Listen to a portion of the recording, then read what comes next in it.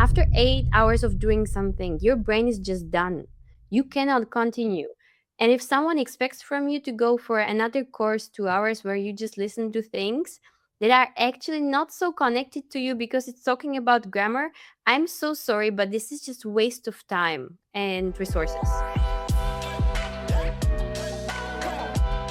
Welcome, everybody, to a new exciting episode of the Connected by Language podcast, the shows that finds the most dedicated language learners out there and tries to learn from their craft. I'm your host, Michele, and I'm joined by my co host. Michelle. So, for the people that are joining in for the first time, I think it would be nice for us to tell us a little bit about ourselves, or where we come from, what languages do we speak, and what we're all about. Yeah, so I am from Germany. I speak German, English, French, and Spanish, and a little bit of Brazilian Portuguese. Ooh, very nice stacked list of languages there. Yes, and I work as a language education specialist at Tandem. Ooh, and what is tandem? So, Tandem is a language learning app where you can exchange languages with people from all over the world.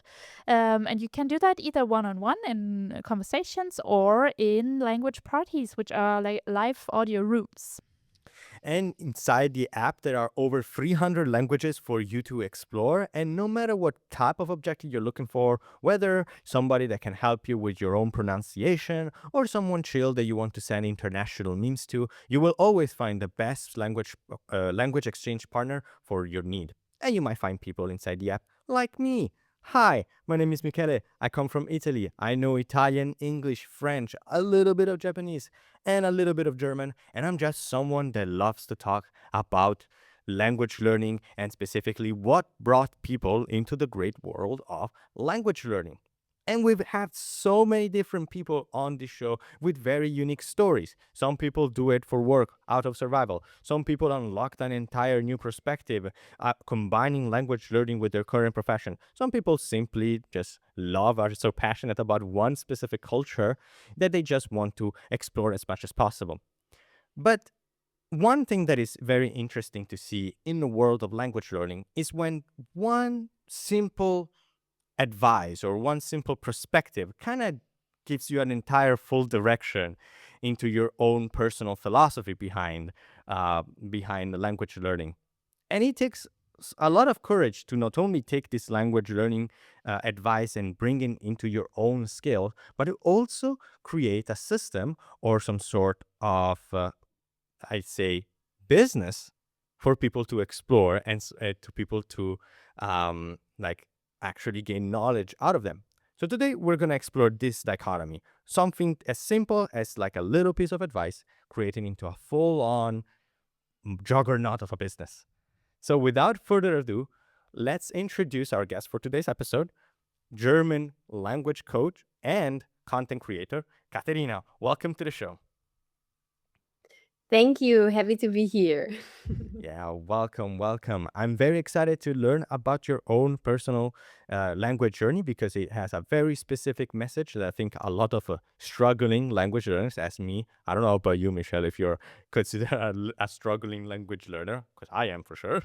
It depends on the language. Depends on the language, yeah. And well, today, yes, we're gonna focus a little bit on the German because that's where the course is. I think people that not necessarily are learning German and looking for something else, I think they're gonna find a lot of value in this lesson. So, Katerina, before we go into the meat of potatoes of this episode, can you tell us a little bit about your personal journey and what you're all about? Yeah, sure, with pleasure. Well, I come from the Czech Republic, and I moved to Germany when I was 19. I speak German, English, Spanish, and I'm currently learning Hebrew, and of course, Czech, my native language. It's quite funny because Czech is not my most active language, which some people cannot imagine. But it's the way it is because I'm using it the least. Oh my gosh, the least. Wow. I'd say like, oh, maybe, you live in Germany, you speak a lot more German than Czech, but the least, like Impressive. that's quite a lot of hurdles to reach before you can get to that level. But yeah, it would be very interesting to know how we got into this situation. Yeah, of course, sure.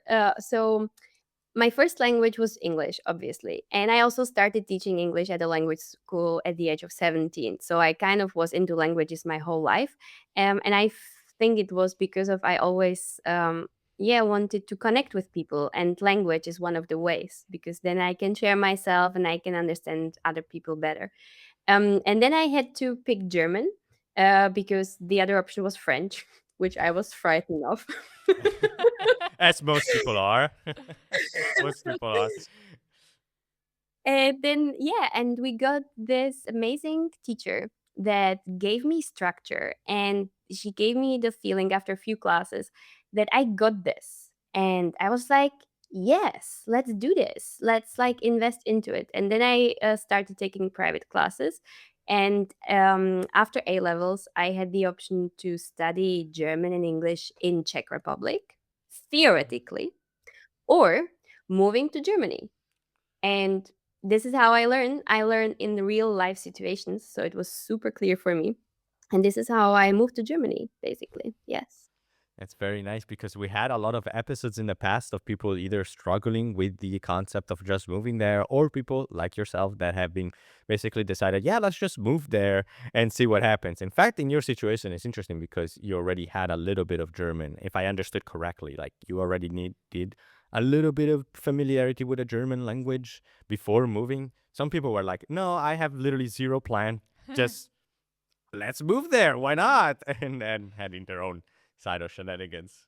Yeah, you. But I have to mention, sorry, I Mhm. have to mention that I moved to Saxony, Hmm.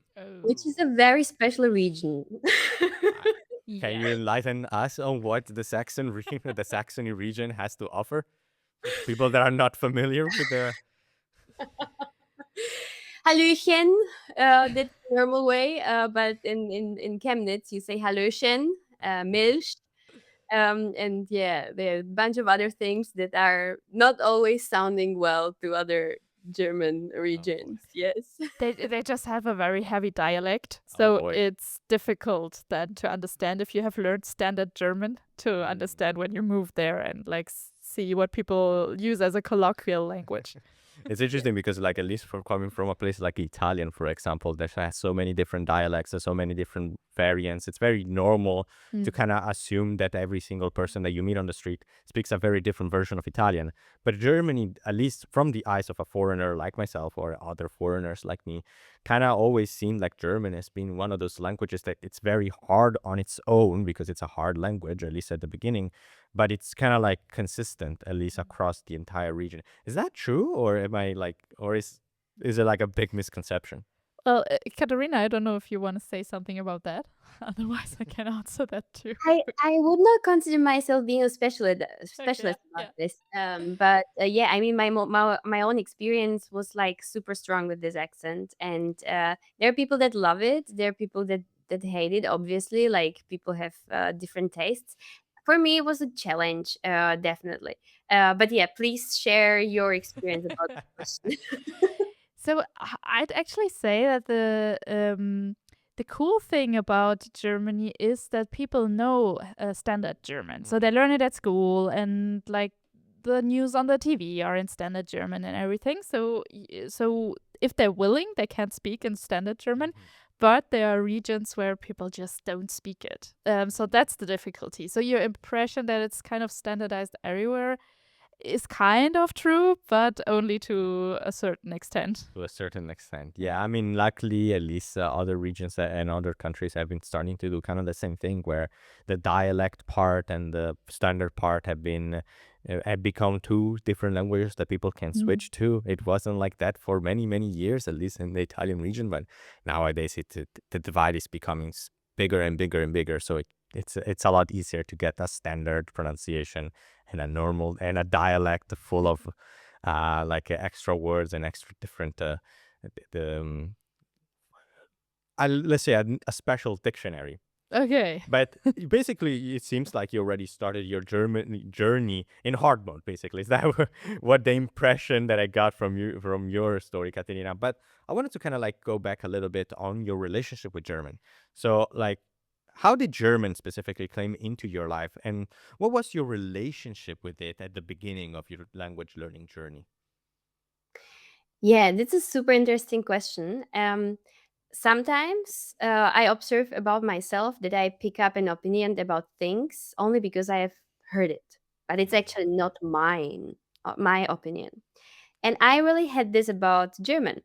At first, I was like, oh, German is a strange language. It sounds so weird and so edgy, and like, German is not good. Then I got into this situation where I could pick French, which I love the sound. Every time my French friends like speak French, I'm like, yes, just please keep talking. But it's not a language that I'm like drawn to. Yeah, and not yet, let's say, not yet.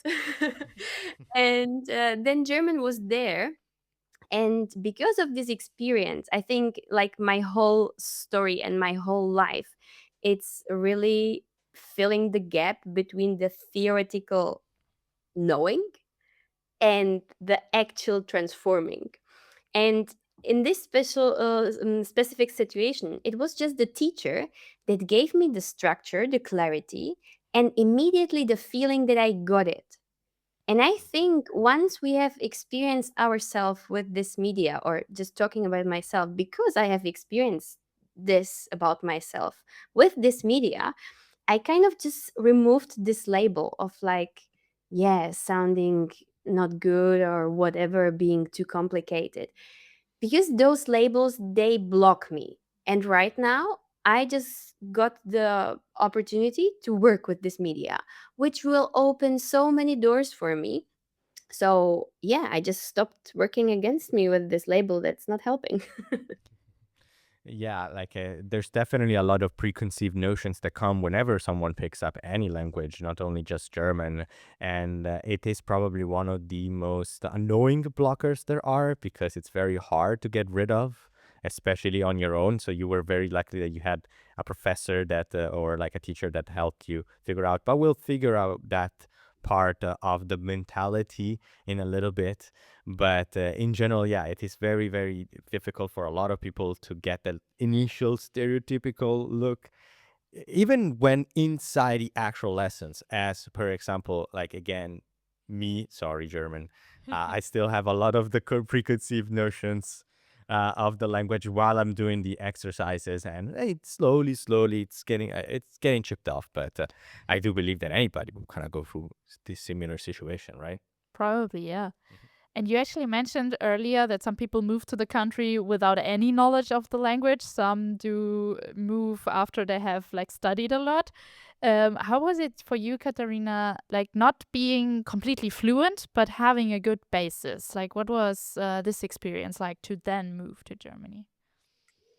Well, now with my experience, now I would not say that I was prepared well. Oh boy. Even though I was learning German for, yeah, 4 years at that point, and I was also taking private classes with a person who was living in Austria. But then I moved to Zwickau to do this German course as a preparation for the school. I studied like a dietitian. It's not really a study in Germany. It's Ausbildung. It's 3 years, and yeah. So like the dialect was just crazy, and also some words. I remember like I was just questioning, why do people say Sonnabend instead of Samstag? Mhm. And all these words, yeah, viel Spaß, all these phrases that you actually only learn in the real life.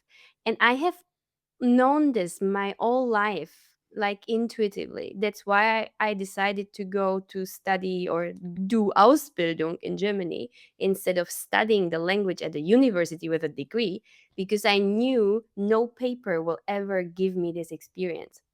So um, I was not prepared actually. And I really have to say, the first 3 months were terrible because we also had this teacher from Zwickau. Mhm. And she was speaking super fast with this super strong dialect.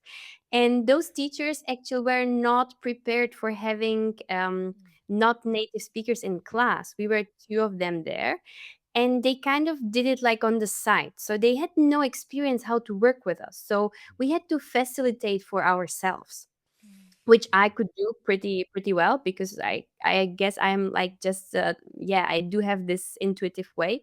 of learning a language. Um, but yeah, one other teacher was from close to Hanover, which was amazing. It was always like super good because I I would could ass- finally understand a few things. I would assume that the Hanover version of Germany is a little bit more in line with the standard one, right? Mm.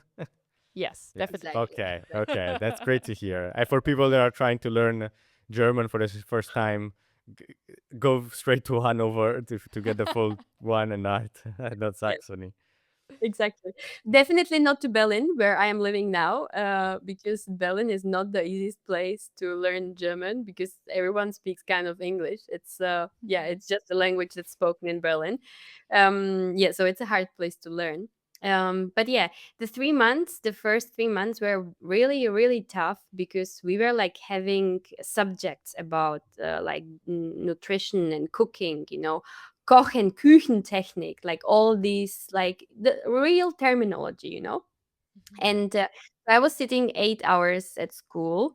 And after that, I had like another school because I was researching all the vocabulary.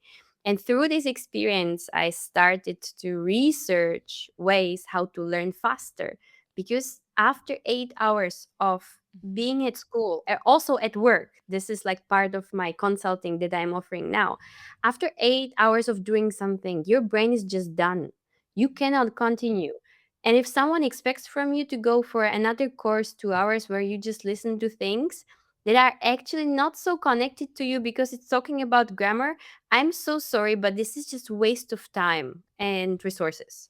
Um, yeah. So the first 3 months were very, very tough, but then I started to like really kind of like stop the teachers every time I do not understand something. I could see how annoying it was for them, but I was like, okay, this is for me. I have to take care of myself and I have to tell them like what I need so I can learn. And yeah, so after that, it got much better, but it took me 3 years till I started really dreaming in German and also using German for my own thinking processes and notes and so on. Yeah, it definitely is a very weird situation. We had episodes in the past of other people having that very similar situation when it comes to the work-life balance of language learning, and everybody has their own little ways to attach it. Some people, like in our previous episode, kind of literally just brute forced it every day. It's just like, no, I'm just putting myself in my own little box, doing 1 hour a day. I don't care how much of a walking zombie I am after work. I'm gonna take it, but. I think that this mentality, while it could work for some, it may not work for everybody. Mhm. So again, that's why I'm very interested in knowing a little bit more about your philosophy in a little bit, just because it can give a lot of people the confidence or the at least the clarity before doing this sort of like massive undertaking. So yeah, but one thing that I want to kind of touch on is maybe a little bit of a mini tangent here, since you made this massive jump between going from the Czech Republic to Germany. And as you said, like you're not speaking that much Czech anymore. I would like to ask you this: like, as a Czech person that is living in Germany, what does the relationship between those two languages feel like from the inside? Like, in Yeah, super interesting question. It's kind of I feel that those languages, they feel for me like both my mother tongues, which they're obviously not. And I do experience moments where I'm like, oh, of course, like I know this word. I do not use it actively anymore because I'm not so active in that language anymore. But I do understand it because I grew up with all of this. And on the other side with German, like I can be super eloquent talking about feelings and all strategies, business, anything, because I've been using it and practicing it. It's like in the end, it's all about practice, which is also something that I try to emphasize every time I work with my clients. It's like all about practice. And the funny thing is, I see Czech with the view of German native speakers, which is my USP as well for my platform. Where I explain Czech from the perspective of German native speakers.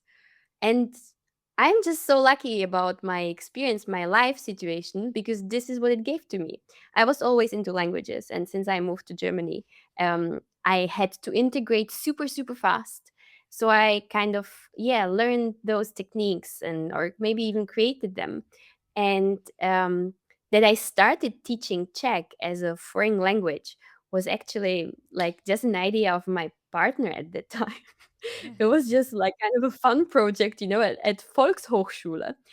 And I was so surprised that the course was full. And I was like, guys, what are you doing to yourself? Like, why Czech? Like, you can't speak this language anywhere else. And like they're like, yeah, but because we like to go to the Czech Republic and people are nice there and we are neighbors. Like so much love, inspiration, for learning the language. And then I was like, okay, let's do this. I am a great teacher. Oh, well, then let's attribute in this way. Um, yeah, and this is how it started rolling and going. Yeah, so to come back to your question, I feel like they're both languages are at the same level. I do prefer to speak German. I feel like my personality is German, but it's because I am living here. If I moved somewhere else, I feel, because I just love like diving deep into the media, I would probably feel after a while with another language as well. I can't tell until I do, which is Yeah. possible in the future. You never know. You never know. it, it takes a lot of like skill and it's a little bit of a flex to be able to explain your own native languages, think from the perspective of a foreign one, because it really does mean that you not only understand the language very much, but you understand the thinking of the people there. You can connect to the people even before they even send the subscribe button or send their email. um, the ability to them to convince people that you know both languages inside out so much that you can relay this information. And I just want also to add the fact that it also helps a lot that you can change your personality when changing the language, because believe it or not, a lot of languages do have different personalities. At least I am the also one that experiences it, and that's why I love podcasts like these talking in English, because I can feel like I am that hot shot podcast host, and when I talk in Italian, I'm just a shy kid in the corner like I always was. I cannot imagine you Yeah. like that, actually. Yeah. I think I need to get to know the You'd be Italian surprised. Michele. You'd be surprised that the Italian Michele is a very different person. I am just an act. I am just a shadow of my own imagination. Do you have your own different version when you speak in Spanish? Or Spanish, yes. exactly. So it would actually be super interesting for me to know, or for us to know. When you had a teacher for German, and you said that she had a really good structure, and she also made you feel like you could do it. What was it like? What did she do that other teacher didn't do? And maybe as an additional question on top, did you use any of that for your own teaching when you said you taught Czech as a foreign language?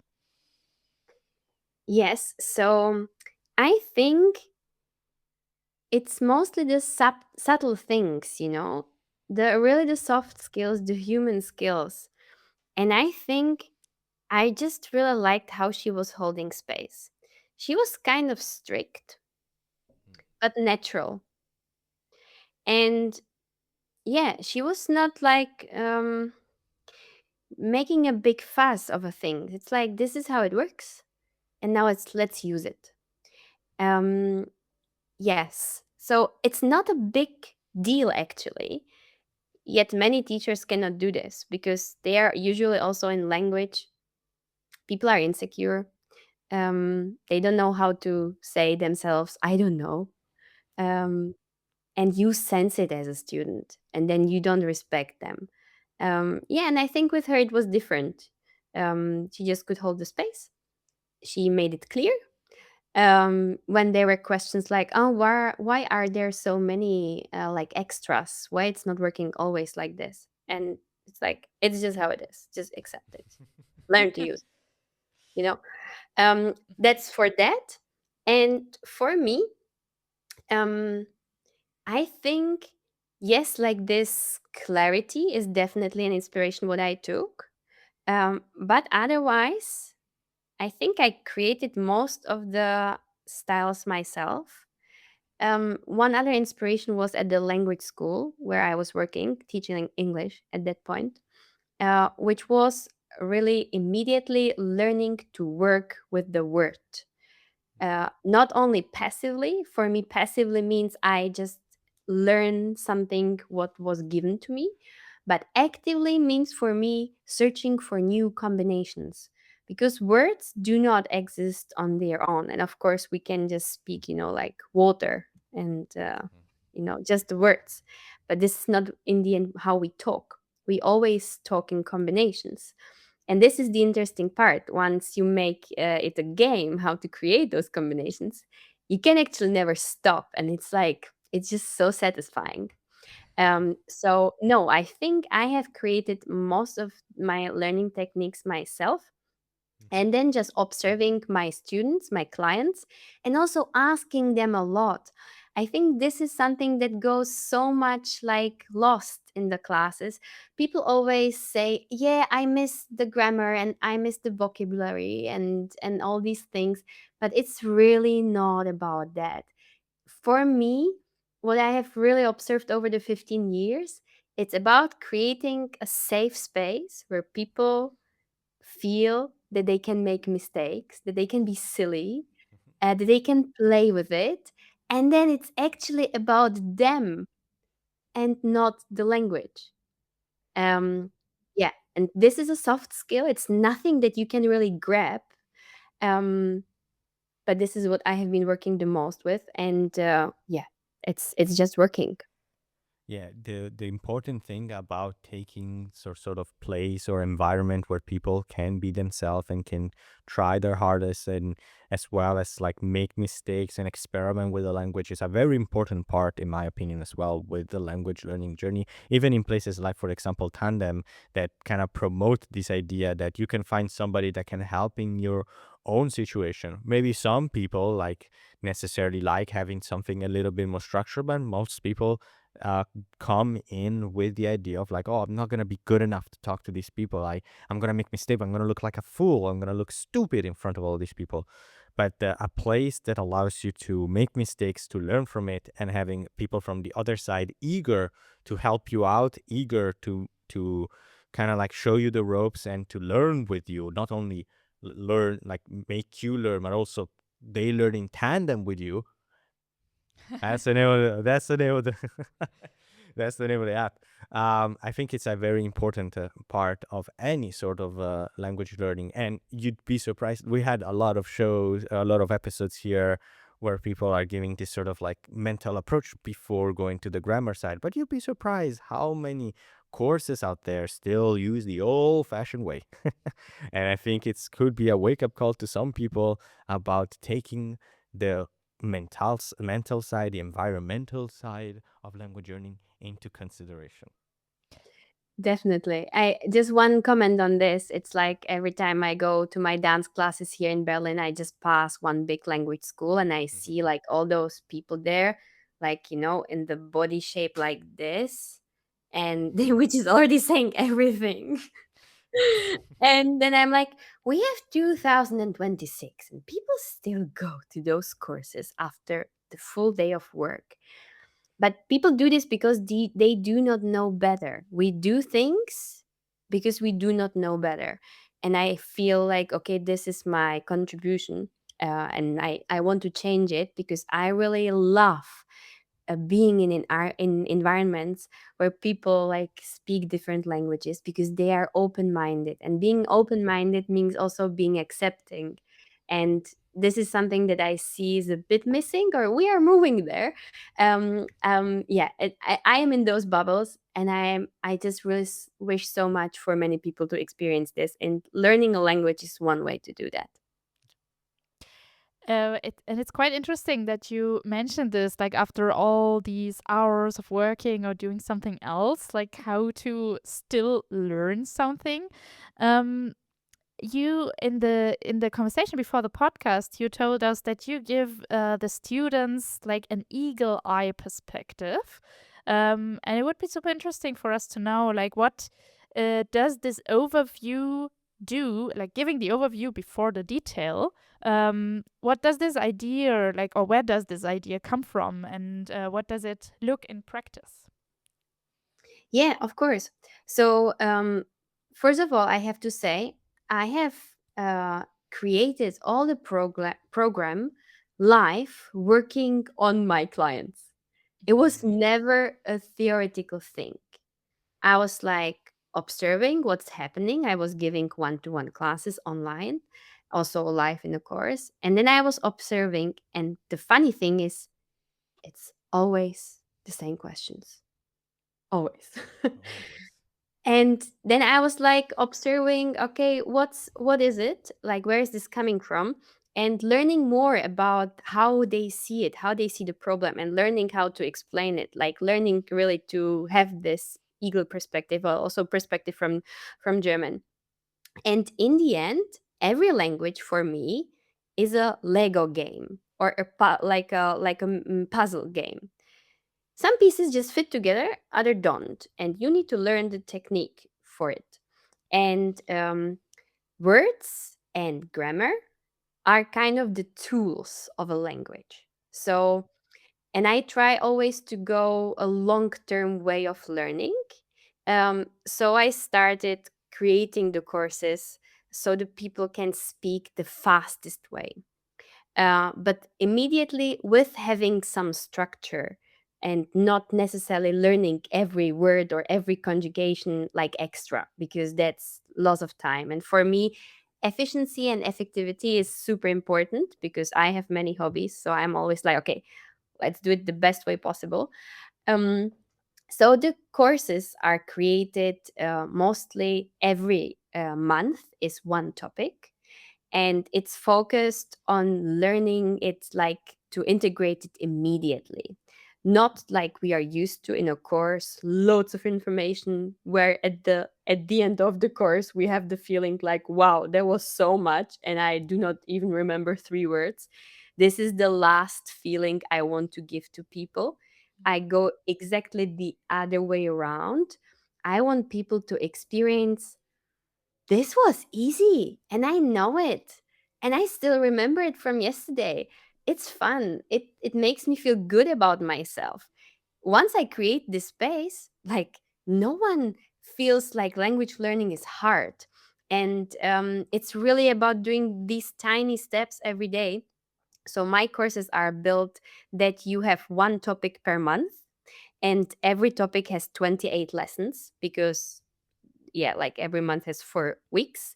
And then you don't have to think of it, because also like that's another thing that blocks us a lot from learning a language. People do not know where to start, and then it's like a huge thing and all this research, and it's like they do not understand it. Like if you ask me now about building a van, like yeah, I would be spending hours on YouTube and would be confused, and then my system would be like, no, no, we just don't do this, this is too difficult. So I take this yeah, this problem out of their ways, because I give them the system where they do not need to think, and they immediately experience that they can do it. And this is the life-changing moment. Then I combine all the media. Of course, video course has like a video of me explaining the things, giving examples, but also immediately teaching the tools, how they can integrate it, how they can learn themselves while just having a normal day, not even having necessarily native speakers around themselves, but how they can still work with the language and learning it, and working with audio. And basically, for me, also learning a language is just personal development. It's about learning yourself. So it's so much reflection. And for this, I have never seen this in a language course. There's just like grammar and things coming from outside, but never this space from, okay, what's actually happening internally.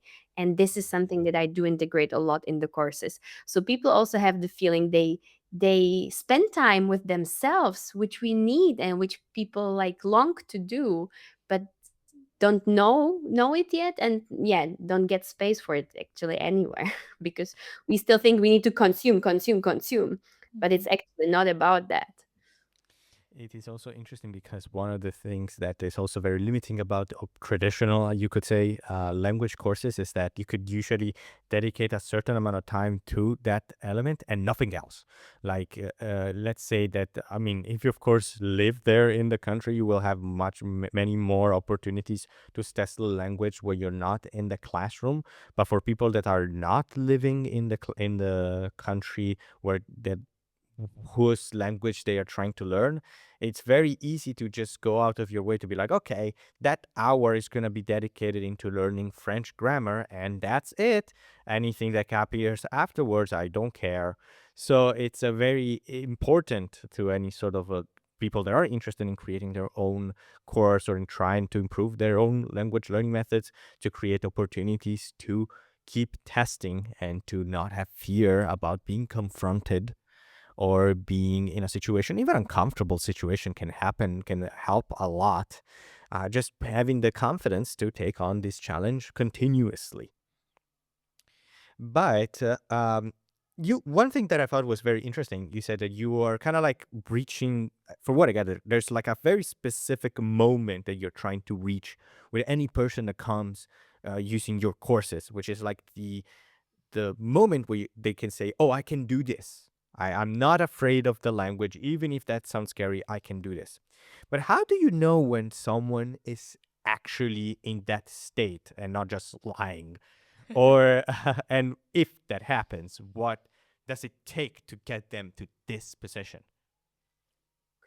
How do I know that they are there? Yeah, They play with the language. yeah. They are able to build their sentences with new words. And Mhm, I have to say, like, it's always an incredible feeling to see those empowered. It's really amazing. It always gives me the like confidence to keep going, even though it's lots of work producing all those courses myself and building the platform myself. And the other question was, say again, please. and the other like, and what does it take to get them to that position? So I have the experience that people need to talk to me. Mhm, Um, and then I kind of have this ability, this magic, this gift that I give them the feeling of being safe, that they do not have to deliver, that it's about them. And then I ask them also why they want to learn the language. I also give them like the truth that it's not happening in 3 months when they learn once a week, and that my program is not for everyone. But I'm like trying to show them how it could work for them and helping to find a solution for them personally with the setup program that I have, but in a way how they can use it personally for them. And once they have seen that there is someone who actually listens, who reaches their emotional level, then we can do things.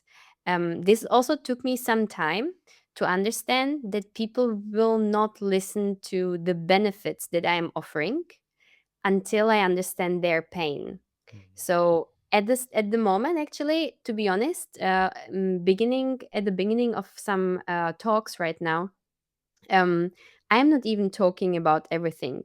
I'm really just listening to the strong pain points and staying there and showing people that we can remove those pain points and then slowly letting them experience that it's really truth, that it's not just, yeah, theory. That's core of my work, transformation, immediate transformation.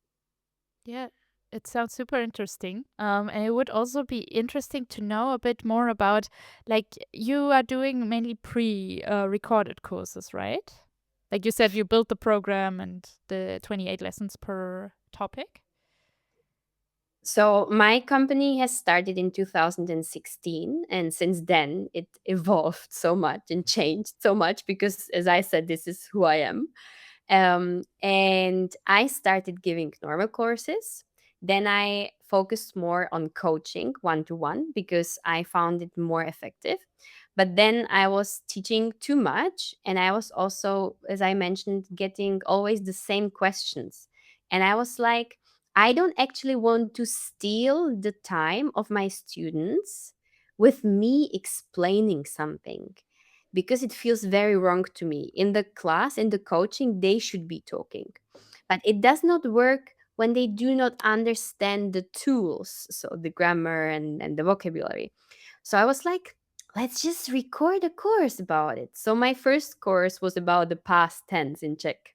And it was like the middle, of the program. I just started in the middle. I was not thinking too much. I just did it. And it was one of the best decisions I've ever made, because it showed me how much change it can really create. And so the program is pre-recorded course, but also connected to coaching and also live time in Prague. Like, it depends on the package that you pick.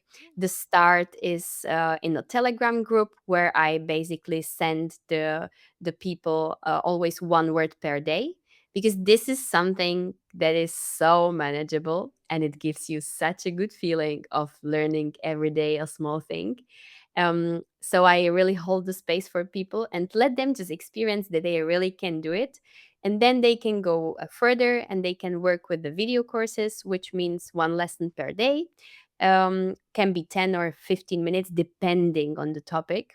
And then they can also have coaching with me, group classes. And for example, now in 2-3 weeks, we are in Prague for 4 days implementing all of it. Yeah.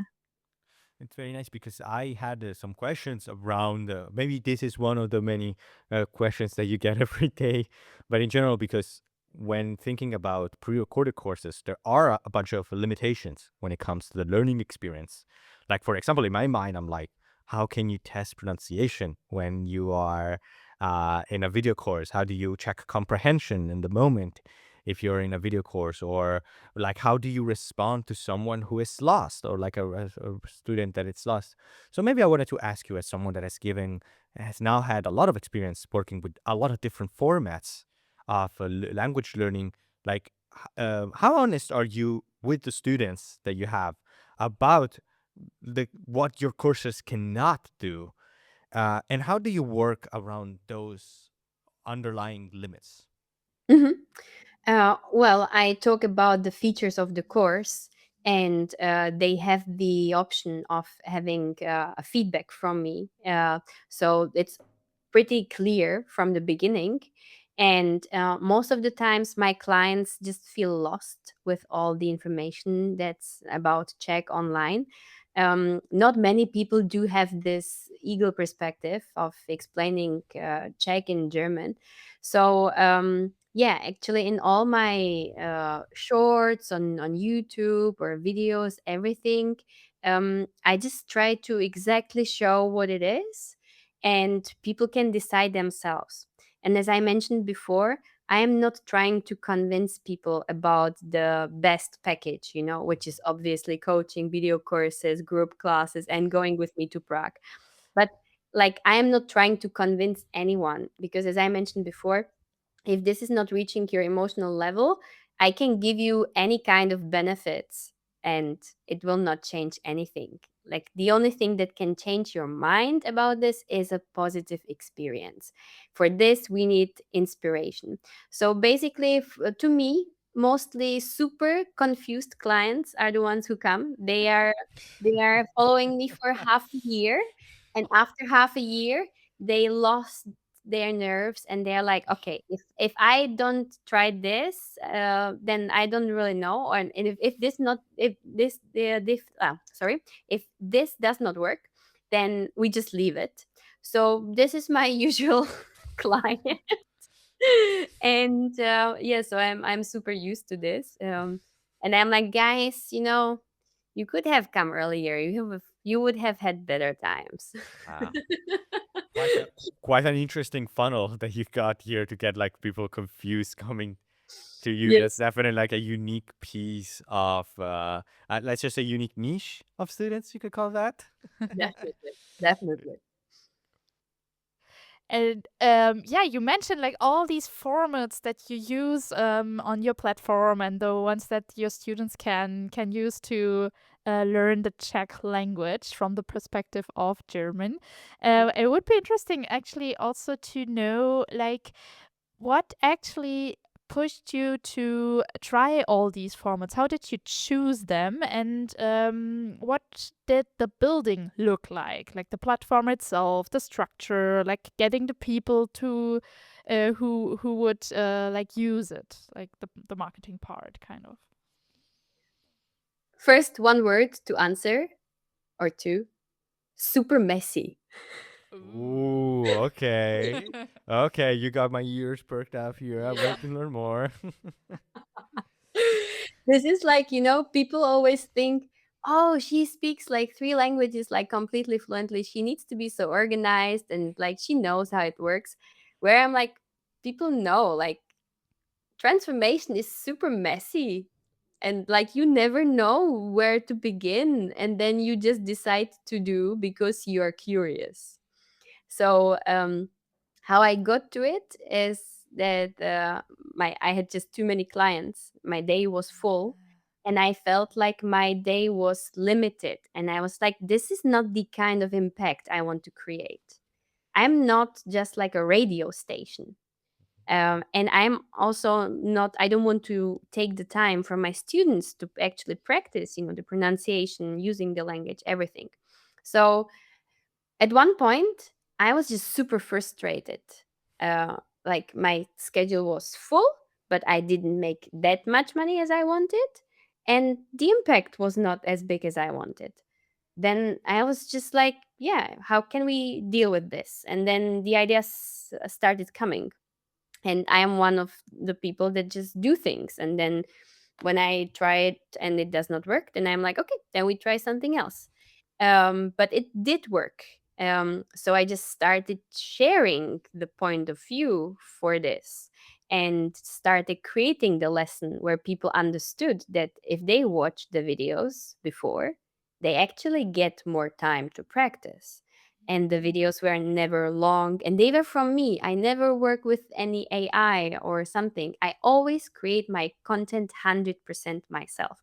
And the way how I create it is also just the normal day. I think of a word that I put into the video course, and then I'm like, okay, so what's really the situation that I use it in?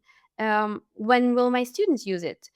And then I just create the content. So I'm reflecting 100% in real life situations, being in a restaurant, booking a hotel, speaking to your mother-in-law, all these realistic things why people actually learn a language, and not this dead language that's in a dictionary that existed once. um, and it was super messy. I didn't know where to start, how to create the presentations, working with a microphone, then not being used to talking to camera and all these things. But I was like, I have someone has to do this, and I will. And if nobody else is here, might as well. Well, like, why not? Yeah. Yeah, but it's interesting to see like how the perspective of someone that has now reached that level of success like actually looks like under the surface. Because at least for myself, I don't know about you, Michelle, but whenever I see some sort of course or some sort of production going on, I always assume that behind the scenes it is like the most clean slate, more like organized, always like prepared from the very start. This Yeah. was the target that they always wanted to reach, and it's always mega smooth. But if you start making your own courses, you find quickly, or like your own your own podcast, for example, or like your own little project, that no, it does not work like that, and you're foolish for thinking that way. But there are a ton of people, in my mind at least, that like I would assume, I don't know about you, if you had people like that in your life, Michelle, but there are people that would like to also get this sort of love for languages go themselves, right? Absolutely, yeah. And everybody has their own different methods of or ideas of how to take this like as an idea, as like just, oh, would it be awesome if I could teach a lot of people. Yeah. But of course it doesn't work like that, or at least there's some things that you should be careful when starting this big venture, because it is very risky. So Kati, for you that have been going through so many different places and so many different types of, you could call it like different businesses in a way. For someone who loves language and wants to turn it into a career, like you're doing yourself, but has no idea, like absolutely zero idea where to start, what are some things that they actually need to understand before they even take the first step? They have to understand their why, because this will be driving the whole thing. Uh, in my opinion, it really needs to have this. Otherwise, you just have to have a luck and be successful, and then maybe just sell the company. And of course, there are like examples like this. I am not one of them. For me, like the building of the business was super graduate and also with lows. Um, but yeah, I was like, okay, I feel this is something special. There is like this inner calling. You just can't stop. The ideas just keep coming. And even though you are like, okay, it's not working as I wanted, but it still keeps coming. There is somehow this fire in it. And if you have it, then yeah, you should probably go for it. Another question that I was always asking myself is, would you also do it if you didn't have to?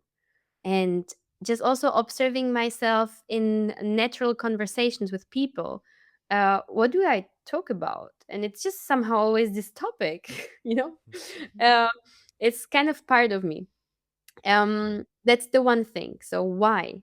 Uh, then the another thing is, um, yeah, also try different things out, like observe and learn from other people. Also, like ask directly. I think just asking for things, asking for help, or just being curious is one of the skills that I have discovered a bit too late.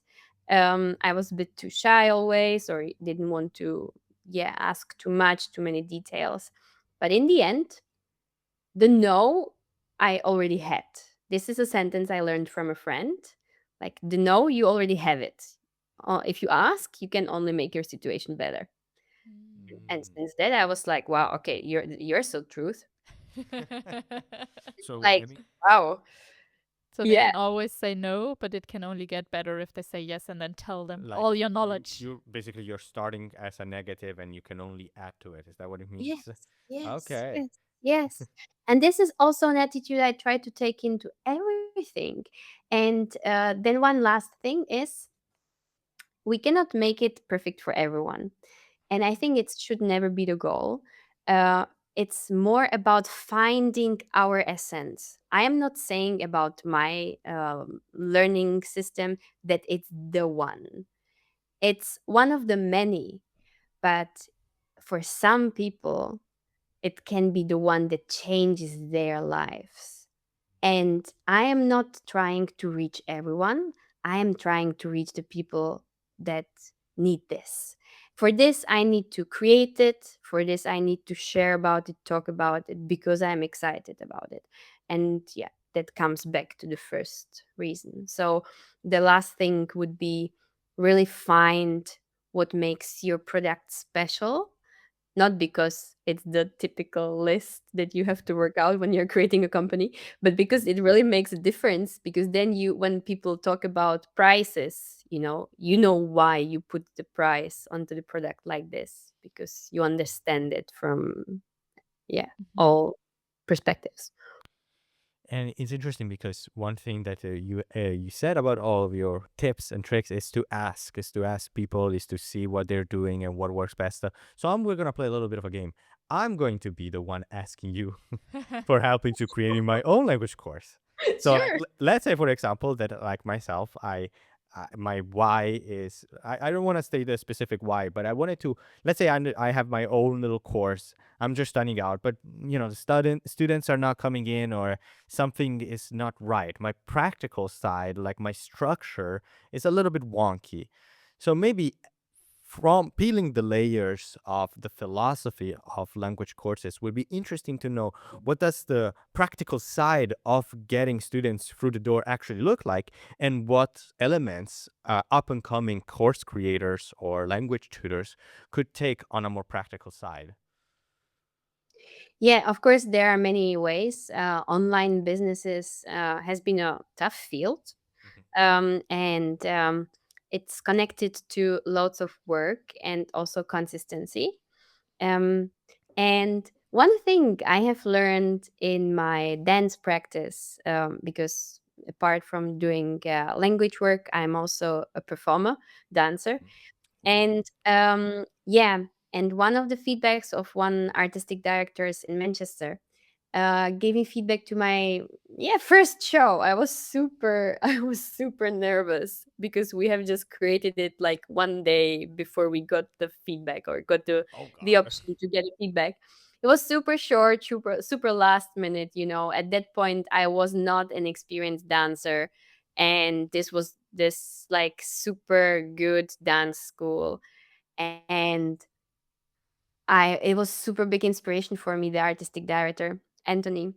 Mhm. And he gave me very like strict yet loving feedback, and one of the ones was more human. And I have taken this into my whole work.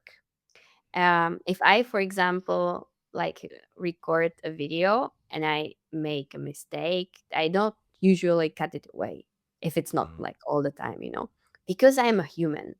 um, I try to stay human and try to really understand the problems and show also how my problems. For example, right now, I'm learning Hebrew, and I'm also having a group on Telegram where I'm daily sharing a short video of my learning progress or not progress and all the problems. So this is something that makes a big difference for me. Like not playing, all the time. Like, yeah, everything is great and I have it under Mhm. control. Yeah, not acting Interesting. like, yeah. Yeah, Interesting. Like to basically, it's okay for your branding to be as vulnerable as the person behind it is. Because there's exactly. something that a lot of places don't do, or a lot of different courses that you see are always presented as being like the absolutely cleanest, the most focus grouped version of themselves. And that usually maybe gets some people in if they want the stock, you know, version of them of the course. But there's a million courses like that. So it's Mhm. interesting to see that the intentional layers of vulnerability, and it sounds like we're in a therapy room. And that's not what I'm trying to get here. I'm not here to be a therapist. But sorry, that's the word that came out. But like intentional, like realist realisticness, is that a word? I don't even know if that's a word. Probably yes. Realism. Realism, yeah. Realism, that's the word. Coming in into your courses would make something as robotic as an online course, because let's be honest, an online course is not necessarily known for being the most like, you don't get as much ability to become human when there's a lot of like, infrastructures, or like a management services, or like a customer list or emailing list and communications. Those elements can be quite robotic, so it's interesting to see that you can Yeah. make them more human, even if the thesis of the structure of the business is not presented as such. It's just interesting. It's interesting to know. Hmm. Exactly what you have done right now. This rawness. Like, okay, is this actually a word? Oh Raw. god. It's Oh my but this god. moment is so inspiring, because this is what it is. And people think they are not allowed to do that, that they do have to be perfect all the time. But people always prefer human to Mhm. be perfect. Yeah. Yeah. So this is like one of my things that I really do. And of course, like I always tell my students, I am a human. So if I have mistakes in my sheets, please let me know. And I am always super grateful for that. Or I still make mistakes in German. I'm like always, if I if I say something that's really wrong, just tell me. Or I'm not even really wrong. If I say something that it's not the way how it's said, please tell me, because we are on an eye level.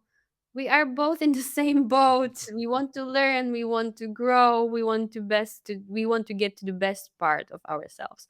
So let's do it together. Nice. That actually sounds a bit like you're in a tandem with your student or with your coachee. Like Yeah. they can also like give you hints and tell you about your German while you're teaching the Czech part.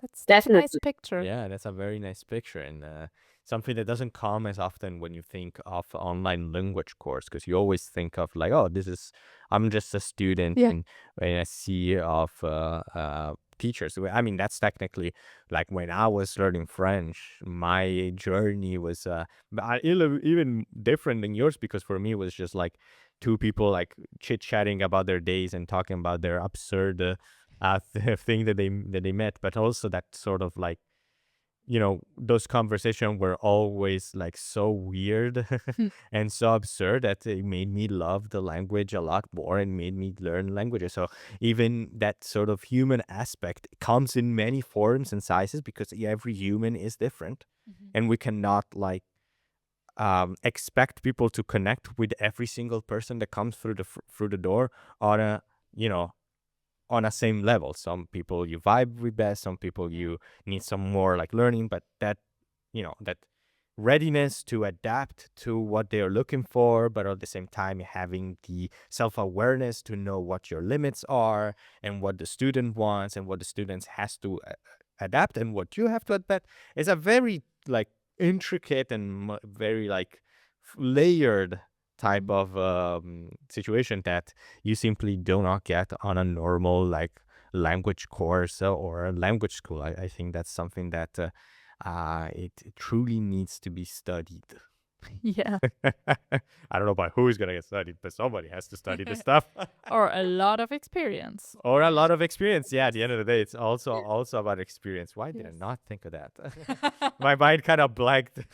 That's fine. That's fine. We do have one more question about the business itself and the that you built. Like you have built something like deliberately small and partnership driven, and rather than like scaling it for its own sake. And what does freedom mean to you in the context of this language business? What does freedom mean to me? Um, I guess really exploring myself within any media and like keep learning basically. So I started with the platform for German native speakers learning Czech, but as you also mentioned, this is a niche and the system is applicable to anything. So now I also do consulting in companies that have foreign employees that need to learn German. This is also like very specific combination. I do not do other languages for now. Really, just people who want to learn German who work in Germany, and I consult them in the companies so they can learn strategies how to learn in their work, basically with their colleagues, not going to a course. But I also work, as you also mentioned, with collaborations, because I'm convinced I do not need to create everything myself.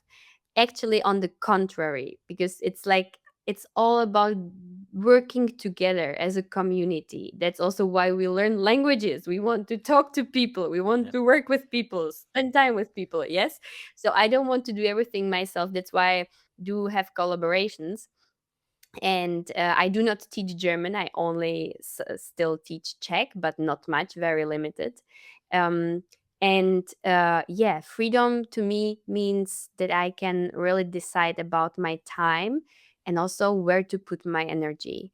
Um, Everything I do with passion, because I really do believe that otherwise it's just wasted. Life would be wasted for me. Um, Yes, so freedom is following my purpose, and I do feel it through the passion. We truly became the therapist now. Yes. Or I mean, she also does to us. I mean, when she It's says, what's it called when a bunch of different people like go therapy mode on each other? What's that? Therapy exchange? What is the It's not only language There's no exchange. language exchange. The Connected by Language podcast is now a therapy exchange too. Connected by therapy, I guess. Or connected by passion. Connected by passion. I mean, connecting with by language is a type Yeah. of passion. So Yes. things do fall into place. But as we are approaching this more theoretical and philosophical look into the world of language courses, we're approaching the last couple of questions of the show. So thank you again, Katy, for having to deal with us. No, I'm joking. For coming, guys, and giving all of this a lot of very interesting insights about your own story. But let's start with some of the final questions. You ready? Of course. All right. So let's go back to the hypothetical, because I love talking about those. I love talking about hypothetical. So let's say that if someone came to you tomorrow and said they wanted to learn they wanted to learn Czech, not German. They wanted to learn Czech, but they feel completely overwhelmed before they even decided to start or even start doing any sort of course or any sort of lesson. What would be the first thing that you tell them? I would tell them to start small and to start with things that excite them. Of course, I would invite them to go to my Telegram group because then I already take them all the responsibilities away. Otherwise, if there is a friend or family member, I would just tell them learn every day a word, a phrase, and just use it with your friend or your partner. And keep it this way because when it's like really just one word per day, your brain is telling you like, hey, like this is so manageable, like you cannot not do it. And if you not do it, then it's actually like it's not a question of time or anything else. If you really say you want to learn the language, you can do one word per day, which means 365 words per year. And then we're talking about immediately integrated words because you're playing with those words, you're asking your friend or your partner, okay, how can I learn the or how can I use this new word I learned, like does it work in this situation as well, and what if we go to restaurant, can I say it about the food or is it just about people, all these typical questions. And then you starting creating those connections, and you are in your safe space with your partner or friend. Just do this, and if you don't have the possibility to do it this way, I'm creating those spaces, so feel free to come and test it. Nice. Yeah, that's definitely a lot of little pieces that can be built. Now, everybody will have the different ways of picking up those pieces, but it's always nice to have a lot of different options and a lot of different building blocks to then fit Yeah. together as a puzzle. Yeah. And I love the approach that you just mentioned. Like you can ask your friends or partners like how to use, in which context to use this word, because I've never seen it like that. But when I look back at the weekend that lies behind me, I had a conversation with friends about a Spanish word and how you use it actually about people and fruits, like immature, for example, like if we're Yeah. talking in Spanish or German, that was the talk we had. And we're only using it for people, but there could also be like fruits that are, I mean, in English it's ripe, so it Yeah. doesn't work exactly the same way, Yeah. but in Spanish and in German it was the same word. Mm. For both people and fruits, and And fruits. it's so interesting actually to think about those words that you learn like that. Like you get one word, you can concentrate on it, but you play around with it, and I really like that concept. So I think that's Yeah. something we can take away here too. Yeah, and there's definitely a lot of different approaches and a lot of different Yeah. languages and a lot of different contexts. So it's always nice to mix and match different perspective and Yeah. different like beginnings. Like for example, maybe you find out that a different word that you can use in the world of cooking, for example, if you're going for something technical, can be used in a different way that you didn't know it was used for. Now, will I think of an example? No, sorry, but but I'm sure there is some sort of connections right there. So depending on languages, depending on backgrounds, depending on passions, hobbies, there's a lot of different interconnecting blocks, which is a pretty big point on this philosophy of building and like playing around with the language, which is something that a lot of people hopefully will get to that level where they can start learning stuff. Yes. To this Account. point, again, it's like I think it's not even about the one word and like just those combinations. Of course, it's a part of it, but it's more about the self image of those people, what they experience through learning the one word per day, which is again this experience of, oh, I have managed this, I got this, I can do more. I am in this epitence like mode. Tomorrow. It's always.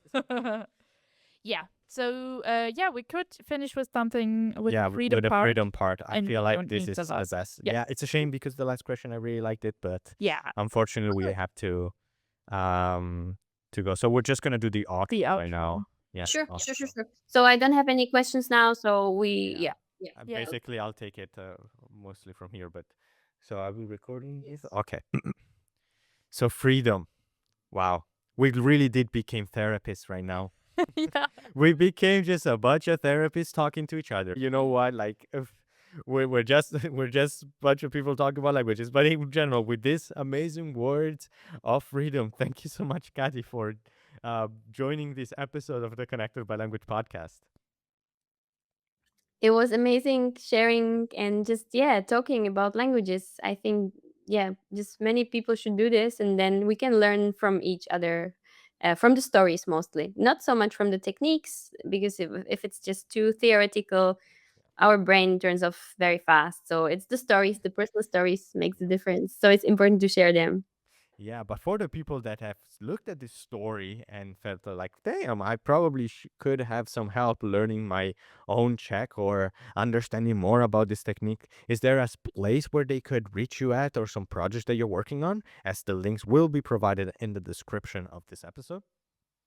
Of course, it's the website tschechisch.online, tschechisch.online, and then all the social media with the same name on TikTok, Instagram, and YouTube. Yes, and if there are any specific questions, just contacting the email, and I'm open for any sort of collaborations and work which is exciting and feeling aligned with my values. So just asking. Yeah, it's all about asking. It's all Yeah. about asking. Don't be afraid to send a couple of messages over, and you will definitely find some pot of gold somewhere on the other side. But with that, thank you all so much for watching this episode of the Connected by Language podcast. Has there been like one language tip that completely changed the way that you look at languages? If you do, we would like to know it in the comments of this episode below. But in the meantime, again, thank you guys so much for watching. And if you enjoyed the video, just follow us for more episodes. A lot of episodes are coming every 2 weeks on Tuesdays. Stay tuned. But I've been your host, Michele. I've been joined by my co-host. Michelle. And I wonder who's going to come here on the Connected by Language podcast next time. I'm very excited. I don't know about you, Michelle. Yes, let's see if we're connected by passion again. But passion over maybe something else. But you know, yeah. Stay tuned for the next episode. And bye-bye. Bye.